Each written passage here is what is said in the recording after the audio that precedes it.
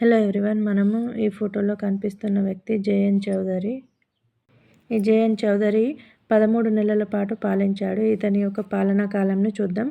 Operation polo September 17న ముగిసింది. 1948 September 17న ముగియడంతో జేఎన్ చౌదరి 1948 సెప్టెంబర్ 18న జేఎన్ అంటే జయంతనాథ్ చౌదరి హైదరాబాద్ మిలిటరీ గవర్నర్గా జవహర్లాల్ నెహ్రూ సమక్షంలో బాధ్యతలు స్వీకరించారు.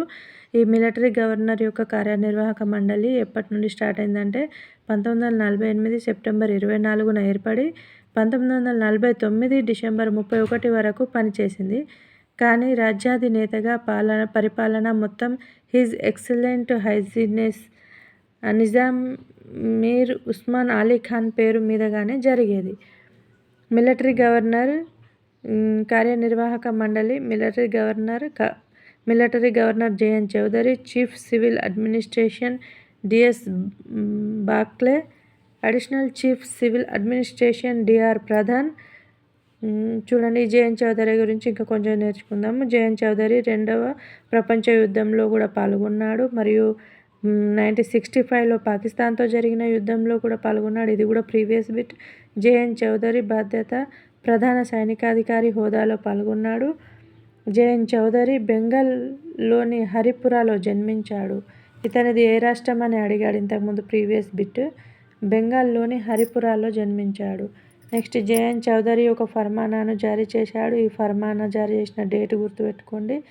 1949 ఫిబ్రవరి 6న జేఎన్ చౌదరి ఒక ఫర్మానాను జారీ చేశాడు. నిజాం ప్రభుత్వం కరెన్సీ హాలీ సిక్కా రద్దయింది. ఇది ప్రీవియస్ బిట్. హాలీ సిక్కా పూర్తిగా రద్దయిన తేదీ గుర్తుపెట్టుకోండి, 1955 ఏప్రిల్ 1. నిజాం సొంత ఆస్తిగా పరిగణించే సర్ఫేఖాస్ భూములను ప్రభుత్వం స్వాధీనం చేసుకుంది. నెక్స్ట్, హైదరాబాద్ రాష్ట్రంలో ప్రభుత్వ కార్యాలయాలకు శుక్రవారానికి బదులుగా ఆదివారం సెలవు దినంగా మార్చబడింది. ఇది కూడా ప్రీవియస్ బిట్. తదుపరి 1949 ఆగస్టులో హైదరాబాద్ రాష్ట్ర జాగీర్ల రద్దు రెగ్యులేషన్ చట్టంను ప్రవేశపెట్టి పెద్ద మొత్తంలో జాగీరు భూములు ప్రభుత్వం స్వాధీనం చేసుకుంది.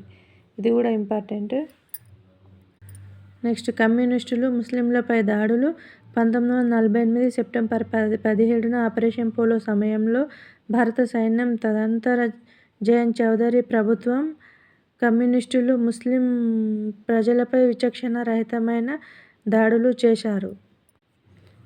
నెహ్రూ ఈ దురాగతాలపై విచారణ చేయడానికి సుందర్లాల్ కమిటీని 1949లో జేఎన్ నియమించింది. సుందర్లాల్ కమిటీని అధ్యక్షుడు పండిట్ సుందర్లాల్